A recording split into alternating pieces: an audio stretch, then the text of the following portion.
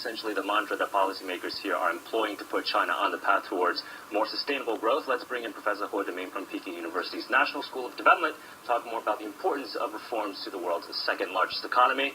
Professor, thank you very much for joining us on the program today.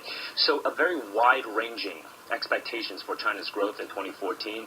SocGen, for example, expects growth to be at 8.2%. The very bullish ones like Deutsche Bank expect 8.6%. And then we have sort of the more bearish ones, Nomura, sort of at 6.9%. Of course, where growth lies in 2014 depends on which reforms are implemented and when. Which ones are you the most eager to see in 2014? It's a very tough question. Lots of reforms to talk about, but if you had to pick two or three, which one's the most urgent?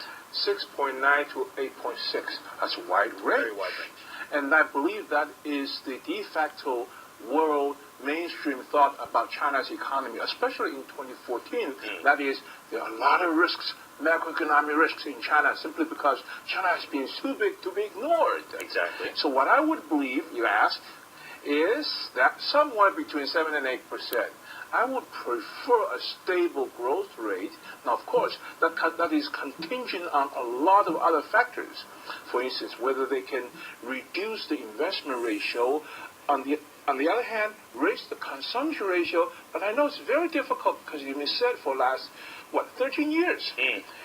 Once you reduce the investment ratio, if the consumption cannot pick up, and the private investment do not accelerate, well, we're going to be in trouble. Right. So let's touch upon that real quickly. You mentioned there's too much investment right now in China, not enough consumption. And, of course, one of the major reasons and goals of reform is to address major imbalances in the Chinese economy. And that is a huge imbalance, right? Too much investment, not enough consumption. Yes. So if investment decreases and there's only so many components of GDP, do you think perhaps then exports and government spending will have to pick up slack, at least in the short term? Okay. What we mean by investment too much, we mean that a lot of government-sponsored infrastructure investments, so on and so forth, those are what we call the government investment.